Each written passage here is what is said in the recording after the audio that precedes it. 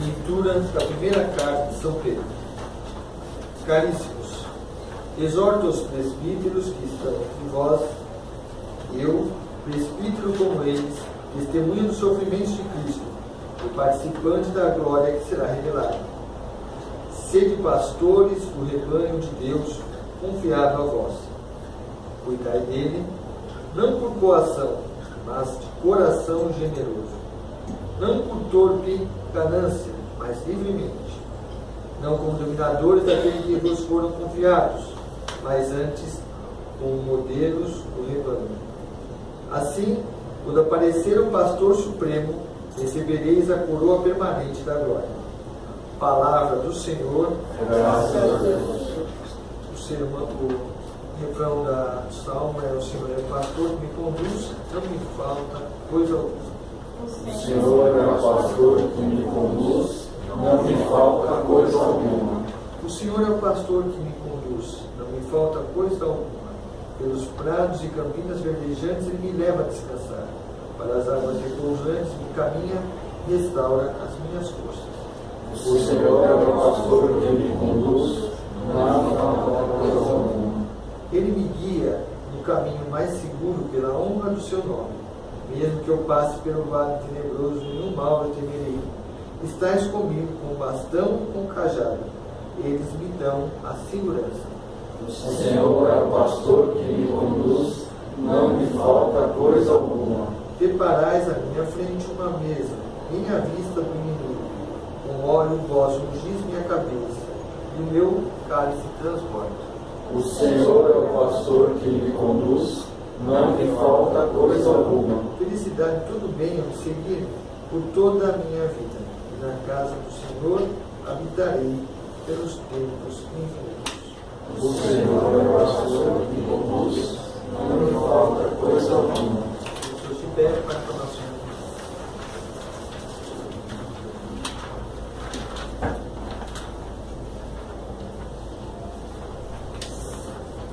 O Senhor esteja convosco. Proclamação do Evangelho do nosso Senhor Jesus Cristo segundo São Mateus. Glória a Deus, Senhor. Naquele tempo, Jesus foi à região de Cesareia de Filipe e ali perguntou aos seus discípulos: quem dizem os homens ser o Filho do Homem? Eles responderam: alguns dizem que é João Batista, outros que é Elias, outros ainda que é Jeremias ou alguns dos profetas. Então Jesus lhes perguntou: e vós, quem dizeis que eu sou? Simão respondeu: tu és o Messias, filho de Deus vivo. Respondendo, Jesus lhe disse: feliz és tu, Simão, filho de Jonas, porque não foi um ser humano que te revelou isso, mas o meu Pai que está no céu. Por isso te digo que tu és Pedro, e sobre esta pedra construiria a minha igreja. O poder do inferno nunca poderá vencer. Eu te darei as chaves do reino dos céus. Tudo que tu ligares na terra será ligado nos céus. Tudo que tu desligares na terra será desligado nos céus. Palavra de salvação. Glória a vós, Senhor. Louvado seja o nosso Senhor Jesus Cristo. Para sempre seja louvado. Dentro do período da Quaresma, a igreja então celebra a cátedra de São Pedro. Petrus, em grego, tem duas formas de falar pedra. Uma é litos, e outra é petrus. Petrus é pedra pequenininha, pedra que pode ser lançada, pedra que pode ser pedregulho, né? Litos é uma pedra grande, robusta, é rocha, realmente utilizada para fazer edificações. Por que será que Jesus, em vez de usar litos, usa petrus? Exatamente porque essa edificação vai ser feita a partir de um homem fraco, de um homem que tem uma natureza um tanto quanto inconstante, que pode ser lançado mediante as circunstâncias que podem acontecer. Então Jesus, ele transforma a natureza de Pedro, mas partindo dela mesma. Ele sabe que Pedro é frágil, ele sabe que Pedro é limitado, mas isso de maneira alguma fere a vocação. Pelo contrário, é por isso que Jesus chama Pedro, porque ele agora vai entender que, como edificação da sua igreja, ela não é ela por ela mesma, ela é ela em referência a quem a edificou. Não é à toa que no último encontro que Jesus e Pedro tiveram, apacenta as minhas ovelhas. Não é sua. Você é um instrumento. Uma ovelha, por sinal. Uma ovelha, bem ovelha, né? Que precisa muito do Senhor, mas que goza dessa autoridade por causa do Senhor e não por causa dos méritos. E aí nós vamos entender quando nós dissemos então que a Igreja Católica é a verdadeira, não por ela mesma, não pelos méritos dela, porque ela também tem deméritos, ela também tem suas dificuldades. Durante o período todo histórico a gente percebe alguns erros dos filhos da Igreja, que erraram feio, foi coisa feia. Mas é engraçado que nesse período em que a Igreja era às vezes tão maculada pelos filhos dela, era o período onde mais havia santidade. Onde mais surgiram santos eram nos períodos em que a Igreja tinha uma crise muito grande, seja com ela mesma, ou seja com o próprio mundo. Um grande santo que mostra isso é São Francisco de Assis. Um homem que estava dentro de um contexto de clero, um contexto de eclésia, que não era tão bom. Era muito luxo, era muita... E aí Deus suscita dentro da Igreja um verdadeiro reformador. O reformador não é aquele que corta o laço, não. É aquele que revitaliza e faz esta Igreja ser aquilo que ela tem que ser. Uma extensão do Senhor. Portanto, o Pedro aqui, ele é o representante primaz, é o representante primeiro de todos aqueles que ali estavam, os discípulos que ali estavam.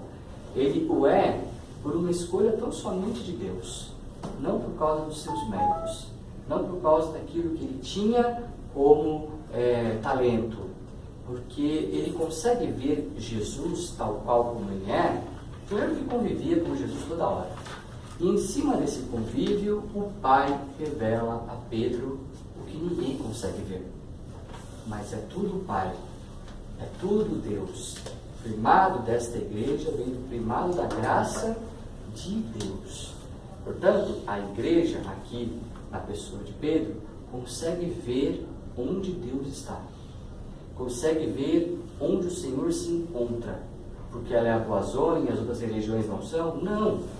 Porque simplesmente Deus deu a ela esta capacidade. Deus deu a ela esta propriedade de ver o Senhor na sua profunda identidade, na sua profunda existência, ainda que essa mesma Igreja está refletindo esta mesma identidade. Pedro até acerta na resposta, mas ele vai entender a profundidade dessa resposta com o passar do tempo. A Igreja é a mesma coisa. Ela sabe onde está Deus, ela sabe onde Deus se encontra, mas é sempre aquela que está meditando essa existência do Senhor nela mesma. Portanto, quando se fala de reforma de igreja, o próprio Papa Francisco falou, mas a natureza da igreja está sempre em reforma. Porque sempre essa meditação em Deus, e essa meditação em Deus provoca nesta igreja uma conversão. Portanto, a nossa igreja, ela não está aqui para esconder as suas falhas. Ela está aqui para manifestá-las, mas manifestar muito mais do que suas falhas, manifestar como Deus a escolheu exatamente por ter falhas. No mundo onde não se admite falhas, no mundo onde não se admite erros, a igreja é um conforto. Já pensou se a nossa igreja fosse aceitar só as pessoas que não erram? Já pensou se a igreja fosse aceitar aquelas pessoas que não pecam? Ou fôssemos demitidos porque cometemos algum erro? Então essa igreja seria um grande problema para nós, né? Graças a Deus ela não é. Ela nos aceita exatamente porque somos frágeis, porque somos pecadores. Então, antes de começarmos a falar mal dos pecados da igreja, cuidado, você está falando de você mesmo aqui. Você está falando da sua vida aqui. Afinal de contas, é bom que essa igreja tem pessoas que erram. Quer dizer, então, que eu tenho um lugar nesse mundo, né? Eu tenho um lugar para ficar nesse mundo. Porque se até nessa igreja fosse aceito só as pessoas que acertam, essa igreja não seria para mim. Sempre entendendo isso, nós também somos pétalos, pequenas pedrinhas, fragmentos, que na ação de Deus pode ser, sim, um grande sustentáculo da igreja.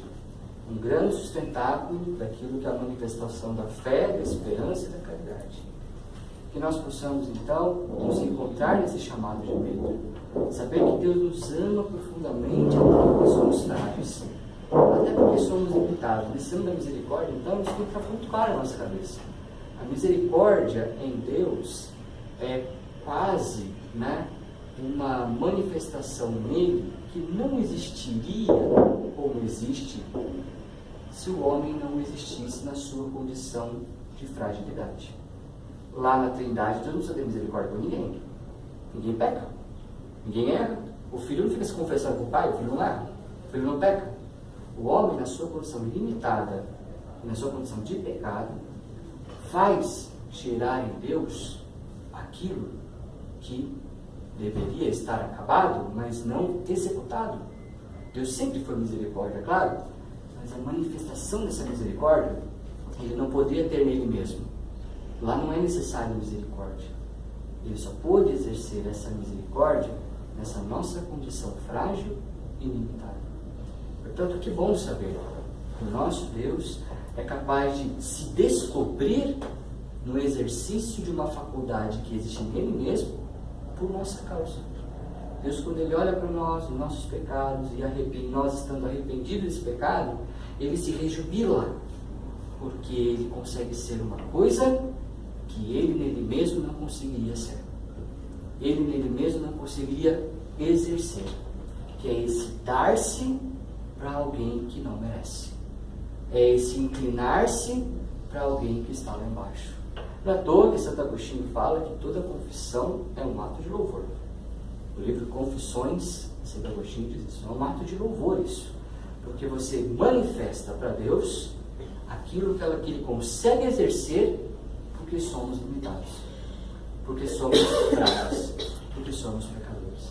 E isso então faz a gente entender a segunda leitura. Pastores, você de pastores do seu rebanho, não por coerção, mas exatamente nessa manifestação de inclinar-se para o outro que é a ovelha, uma ovelha ferida muitas vezes, e que precisa muito mais do que o seu terrorismo, precisa do seu inclinar-se, precisa do seu doar-se. Não que nesse inclinar-se, nesse doar-se, não tem puxão de orelha.